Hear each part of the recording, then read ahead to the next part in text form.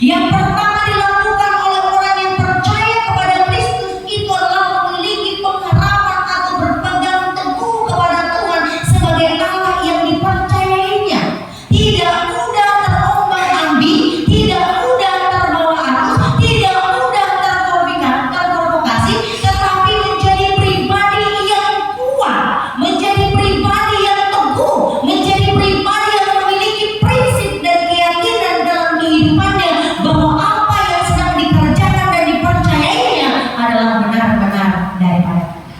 Orang yang sudah memiliki iman di dalam Kristus secara benar, orang yang sudah bertumbuh di dalam Kristus dengan benar, maka dia akan mampu menjadi berkat, memperhatikan orang lain, minimal mau menyalahkan orang lain dulu.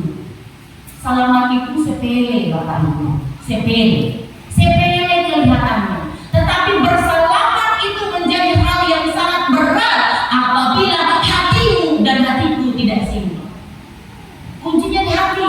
Mata boleh kita saling melotot-melototan. Mata siapa yang paling usaha, mata siapa yang paling kuat memperototi orang lain. Tapi tangan ini tidak akan bisa seperti mata kita memperototi. Akan cepat kita tampiskan karena memang kita tidak mau, enggan, tidak bersedia untuk bertemu dengan orang yang kita tidak suka. Marilah kita saling melengkapi, memperbaiki satu dengan yang lain, mendorong satu dengan yang lain, mengingatkan satu dengan yang lain, agar kita sama-sama bertumbuh di dalam Kristus, berakar, bertumbuh di dalam Kristus. Kalau kita sudah sama-sama berakar, kalau kita sama-sama sudah kuat di dalam Tuhan, maka sekalipun datang ombak dari mana-mana, kita akan menjadi bersama-sama bergandengan tangan menjadi kuat. Bapak Ibu, satu lidi, kalau kita gunakan satu lidi, tidak akan pernah ada gunanya. Kita mensapukan sudah patah, jangankan satu lidi, segopok lidi aja di batang ini kita sapukan sudah patah satu-satu. Apalagi kalau satu biji saja dengan sapu atau lidi yang sangat rapi. 2 belum bermanfaat, 3 mulai bermanfaat karena sudah bisa digunakan untuk memukul dan lain-lain. Sudah bisa digunakan memukul bantal, memukul kasur, dan membersihkan tempat tidur dengan 3 helai lidi. 4 semakin bermanfaat dan semakin banyak segenggam, maka lidi yang tadinya satu dan tidak berguna, tetapi dikumpulkan menjadi satu genggaman, maka dia bisa membersihkan kotoran yang ada di sekitar gereja ini. Bahkan dari segenggam satu lidi bisa membersihkan kotoran sekumur ini, bahkan sekota Batam. Saudaraku yang dikasih Tuhan, itu mungkin sepele kelihatan. Kita beranggapan bahwa saya sebagai pribadi yang tidak berguna, datang lagi yang satu berkata sebagai pribadi yang tidak digunakan, datang lagi yang lain yang berkata bahwa dirinya lah yang lebih baik dari semuanya, maka kita tidak akan pernah bisa disatukan. Jangankan menjadi satu genggam, menjadi 3 biji lidi pun akan sulit, oleh karena kita punya kemauan dan cara masing-masing. Yang ketiga, tidak menjauhkan diri dari pertemuan ibadah. Di gereja manapun rasanya setiap minggu itu pasti banyak jemaatnya. Tetapi ibadah-ibadah kategorial di Pulau Batam dan di kota-kota besar menjadi alasan yang untuk kita tidak datang. Alasan yang untuk ini bagaimana? Karena pekerjaan di kota Batam yang memang 24 jam, 3 shift, dan shift-shiftan kita yang memang tumpang tindih. Kadang ada yang memang tidak disengaja, ada juga yang memang disengaja. Mumpung sudah terbiasa, maka menjadi kebiasaan. Mumpung tidak diingat satu kali, maka akan terus melupakan bahwa ada ibadah-ibadah lain selain daripada hari ini. Salah satu contoh di GKI Batu Jaman ini sudah beberapa kali dibentuk yang namanya ibadah PW, Persekutuan Wanita. Berjalan 3 minggu lancar jaya, masih semangat. Ke-4 minggu berkurang 1, ke-8 minggu hilang tinggal 1. Dibawa dibentuk lagi sama. Lalu disampaikan kepada kaum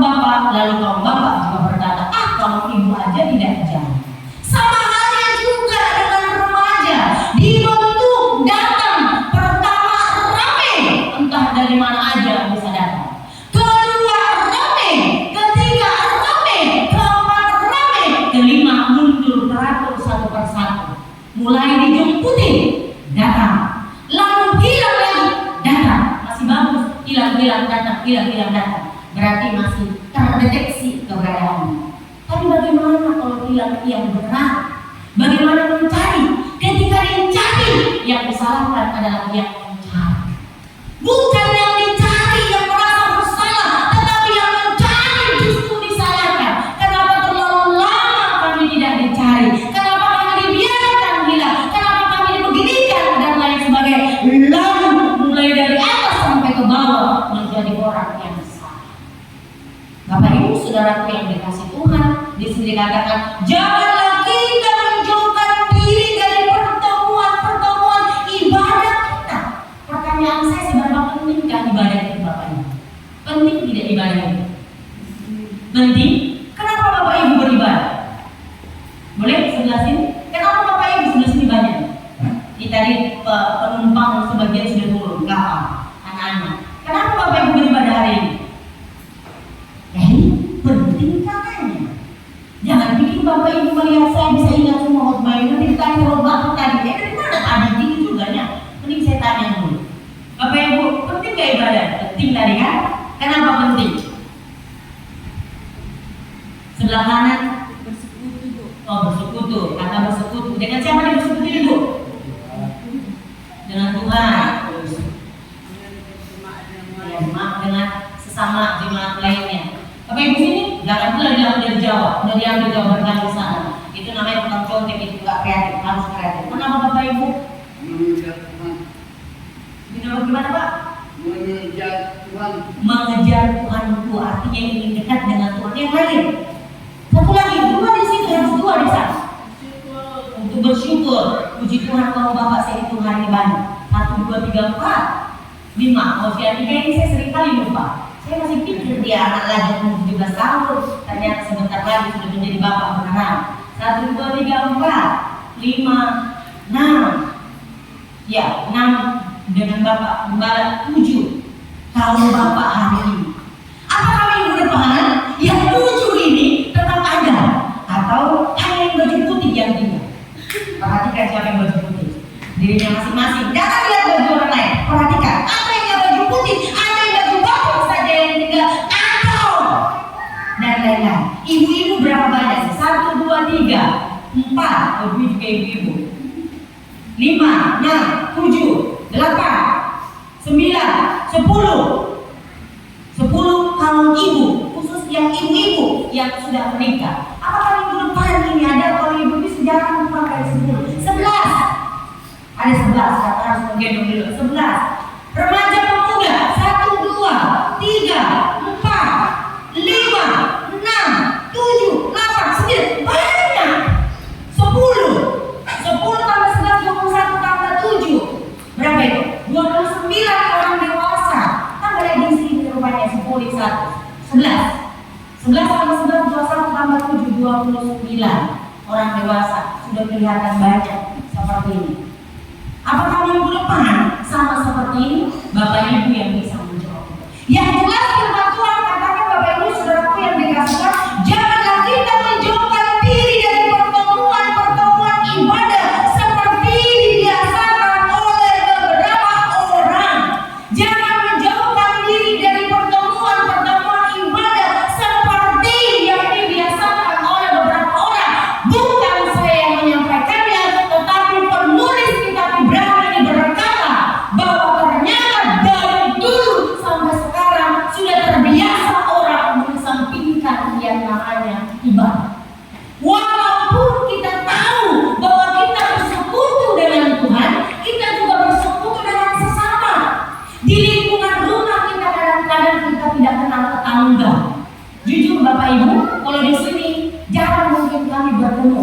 Kadang berpikir gini, rumah jemaat jauh-jauh sampai ke Manado yang kami kunjungi. Tapi rumah tetangga kalau tidak ada undangan, tidak kita kunjungi. Ketemu di luar, baru sepertinya kita bertetangga.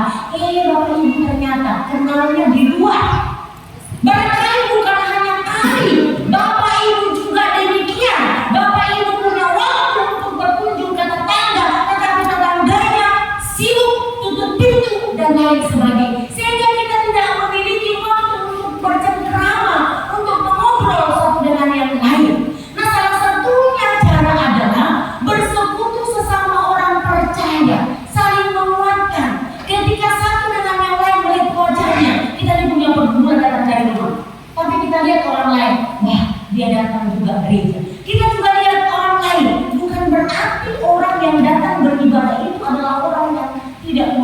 bermasalah. Kalau menurut orang yang rajin beribadah itu adalah orang yang memiliki masalah. Hidayah. Jangan diambilkan melulu. Nanti ketika tidak ada masalah hilang semua yang tak mulai beribadah. Karena gereja itu hanya tempat curahan persoalan kehidupan. Gereja itu hanya tempat menyampaikan unek-unek. Gereja itu hanya tempat apa yang menjadi persoalan kehidupan itu. Dan kalau Tuhan sudah menjawab akan persoalan pergumulan itu, maka tidak lagi kembali ke gereja itu dan lagi sebenarnya. Tapi saya yakin dan percaya tidak demikian dengan jemaat kita. Itu terbukti dengan kesetiaan atau ketekunan sekalipun 2-3 orang. Kalau kita lihat ya Bapak Ibu, akan hari ini sampai hari ini, seperti lagi pujian mengatakan, sampai hari ini Tuhan menolong, sampai hari ini Tuhan mencukupkan, sampai hari ini Tuhan bekerja, sampai hari ini Tuhan yang tetap sama kemarin, lusa, bahkan hari ini sampai besok dia tidak berubah, tetap sama yang selalu ada sekalipun umatnya berulang-ulang kali berusaha untuk bersembunyi dari rencana Tuhan. Saudara, suatu ketika Yeremia datang kepada tukang tiup dan itu disuruh oleh Tuhan. Hampir sama dengan cerita Yeremia dengan ilustrasi yang saya sampaikan tadi. Bedanya adalah Yeremia disuruh Tuhan untuk pergi ke tukang tiup. Oleh karena Yeremia merasa bahwa hidupnya itu begitu tertekan, hidupnya itu begitu tidak berguna, hidupnya itu begitu mengecewakan dan dikecewakan. Tidak ada seorang pun yang mau mendengarkan suaranya, tidak ada yang mau peduli dengan pelayanannya, bahkan dirinya terancam atau nyawanya terancam. Ketika Tuhan katakan, Yeremia, engkau pergi ke tukang tiup. Lihat, Yeremia bingung ketika dia sampai ke tukang tiup. Dia memang mengikuti apa yang Tuhan perintahkan, tetapi dia tidak mengerti apa maksud Tuhan ketika dia sampai ke tukang tiup. Sesampai di sana Yeremia berkata, apalagi Tuhan, ngapain saya melihat tukang tiup ini atau tukang tanah liat ini? Lalu Tuhan katakan, lihat apa yang sedang dikerjakan. Tukang tiup itu mengerjakan sesuatu pas bunga atau candy yang sudah indah, tetapi karena menurut tukang tiup ini itu masih ada yang gak bagus. Tetapi bagi mata yang tidak mengerti, bagi kita yang tidak paham, candy itu atau pas bunga itu atau apalah namanya sejenis dari tanah liat itu sudah cantik, sudah indah, tapi menurut pembuatnya belum, dan dihancurkan di depan mata Yeremia. Secara manusia pasti Yeremia kaget. Kenapa dihancurkan lagi? Bukankah itu sudah indah? Bukankah itu sudah cantik? Bukankah itu sudah laku untuk dijual? Bukankah itu sudah berharga? Itu menurut Yeremia. Tapi ternyata menurut tukang tiup itu belum. Dia berhak mau menghancurkan berapapun kali hasil pekerjaannya, sekalipun menurut orang lain dia sudah sukses, sekalipun menurut orang lain dia sudah hebat, sekalipun menurut orang lain dia sudah kaya, sekalipun menurut orang lain dia sudah bisa segala-galanya. Tetapi kalau Tuhan katakan no, kamu harus dibentuk kembali, maka kita akan dimulai lagi dari nol, diproses lagi dari nol. Ketika Tuhan mengatakan itu kepada Yeremia, baru dia mengerti bahwa seorang tukang tiup punya hak mutlak atas hasil pekerjaan. Mau dijual, mau dihancurkan, mau dibuang sekalipun, dia punya hak atas itu. Tuhan punya hak atas hidup saudara dan saya. Tuhan punya hak untuk memproses dengan caranya. Proses itu menyakitkan. Ada kita diproses melalui suami, ada kita diproses melalui istri, ada kita diproses melalui orang tua,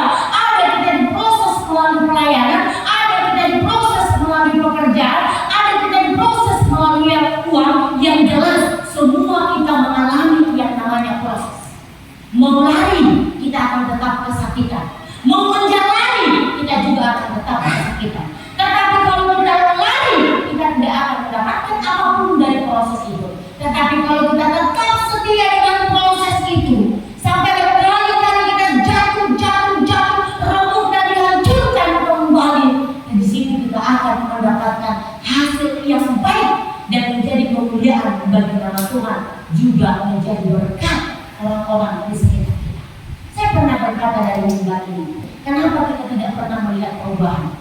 Karena kita selalu menginginkan perubahan, tapi kita tidak mau berubah. Itu pun menjadi pelajaran secara pribadi bagi diri saya sampai saat ini. Mengharapkan perubahan, sebenarnya perubahan itu sudah ada, tetapi saya sendirilah yang belum mau atau tidak berubah sama sekali. Jadi jangan kita berharap kamu berubah dong, kamu berubah dong. Sudah sebenarnya hanya kita yang belum berubah. Berubah dalam apa? Berubah dalam cara pandang. Berubah dalam apa? Berubah dalam penerimaan. Berubah dalam apa? Berubah dalam sikap. Berubah dalam apa? Berubah dalam perkataan dan lain sebagainya. Oleh karena itu, saudaraku yang dikasihi Tuhan, jangan menjauhkan diri dari pertemuan-pertemuan ibadah kita, karena yang kita manusia lah yang membutuhkan Tuhan, bukan Tuhan membutuhkan kita. Tuhan pernah berkata bahwa dari batu-batu itu pun Tuhan dapat buat untuk menguji Dia. Dari batu, dari benda mati yang tidak bergerak, Tuhan dapat buat untuk menguji Dia. Kalau manusia ciptaan yang sempurna, kalau manusia ciptaan yang paling hebat di antara ciptaan yang lain tidak lagi mau menyembah Dia, maka Tuhan akan buat apa saja untuk menyembah Dia. Yang jelas Tuhan tidak akan pernah merugi, tetapi saya dan saudara yang akan merugi ketika kita menjauhkan diri dari persekutuan. Saudara, kesaksian singkat dari diri saya untuk kita semua. Ketika saya dekat dengan Tuhan berdoa, nih jujur, selama libur saya seperti Raja Daud. Daud, tahu Daud kan Bapak Ibu? Tahu Daud? Tahu? Bukan Daud tetangga Bapak Ibu. Atau kalau ada yang bernama Daud di sini, bukan itu yang sama kita. Tetapi Raja Daud yang di Alkitab. Ketika Daud sedang sendiri, tidak ada pekerjaan, tidak ada aktivitas, disitulah dia jatuh ke dalam dosa. Saya pun demikian. Bukan jatuh dalam dosa lalu saya berzina, bukan jatuh dalam dosa saya ini. Dosa itu apapun adalah dosa. Ketika kita tidak melakukan firman Tuhan adalah dosa. Bahkan ketika kamu sendirian, orang lain menganggap kamu suci, kamu juga sedang berdosa karena pikiranmu tidak ada yang benar. Jadi ketika selama libur ini Bapak Ibu 2 minggu, maka sepertinya 2 minggu juga kami libur. Libur ngapain? Libur doa bersama. Yang mahasiswa sama, yang ini juga sama. Merdeka, tidak bangun pagi. Saya heran dengan diri kami masing-masing. Kenapa heran? Kok pada saat jam sekolah sibuk putar-balik anak kemarin masih bisa secara bersama-sama berdoa, tetapi ketika ada waktu luang sebentar, maka udah bangun jam 4, bentar lagi, bangun jam 6, bentar lagi, ujungnya bangun sudah yang lain dikerjakan. Memang doa pribadi itu tetap, yang namanya pribadi itu tetap, tetapi keluarga bersama-sama. Apakah si A, si B, si C membangun hubungannya pribadi dengan Tuhan hanya dengan mereka masing-masing yang Tuhan, tetapi secara bersama-sama selama 2 minggu ini hampir bolong-bolong. Kalau bangun pagi, yuk, kalau tidak ya bolong. Sendiri-sendiri berdoa. Ada yang di utara, di barat, timur dan selatan membangun mesbahnya masing-masing. Sebagai orang percaya, saya yakin bahwa setiap orang punya hubungan dengan Tuhan. Tetapi bagaimana dengan keluarga? Bagaimana dengan rumah tangga? Bagaimana dengan persekutuan orang percaya? Ada hubungan apa? Saya sudah pernah sampaikan juga dari mimbar.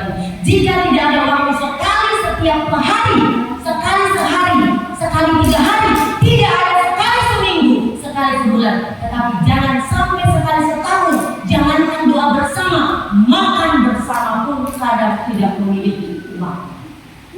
Semua pulang satu siang makan, pulang sendiri makan, pulang tidak ada ketemu. Lalu tidak ada ketemunya kapan Bapak Ibu ngobrol dengan anak?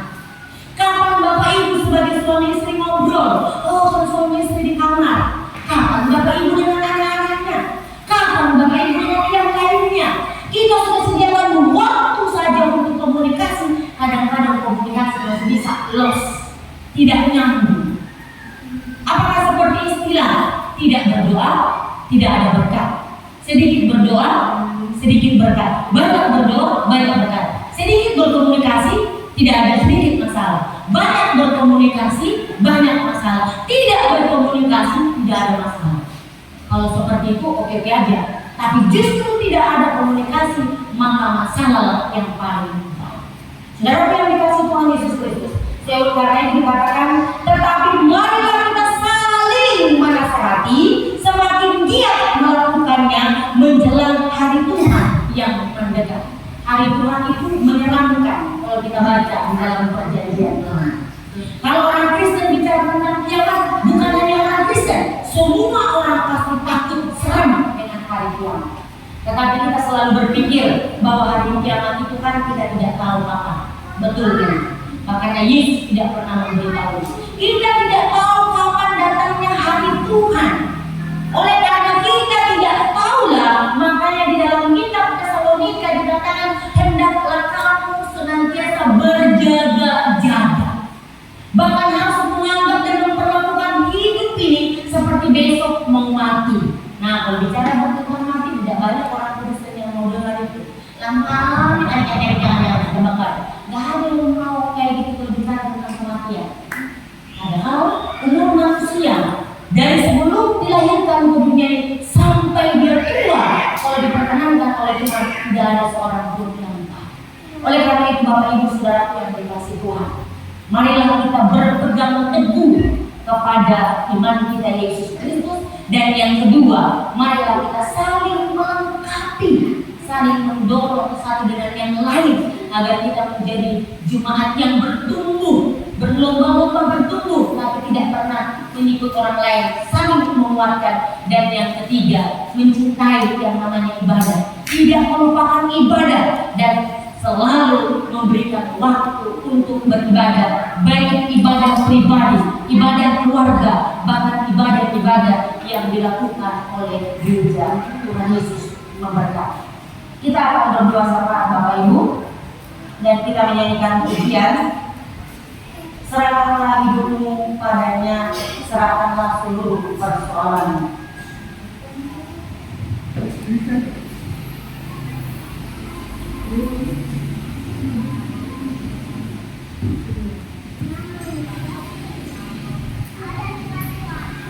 Kita menyanyikan pujian ini kepada Tuhan bahwa setiap kita menyerahkan hidup kita dan menyerahkan segala persoalan kita pada Tuhan. Karena siapapun di antara kita terbatas untuk menolong akan setiap pribadi kita, tetapi Tuhan Yesus tak pernah terbatas di dalam menyelesaikan dan menolong akan setiap kehidupan kita. Dan Dialah satu-satunya yang tidak pernah mengecewakan.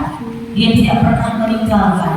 Dia tidak pernah melupakan Bapak Ibu termasuk saya juga. Oleh karena itu mari kita nyanyikan pujian ini.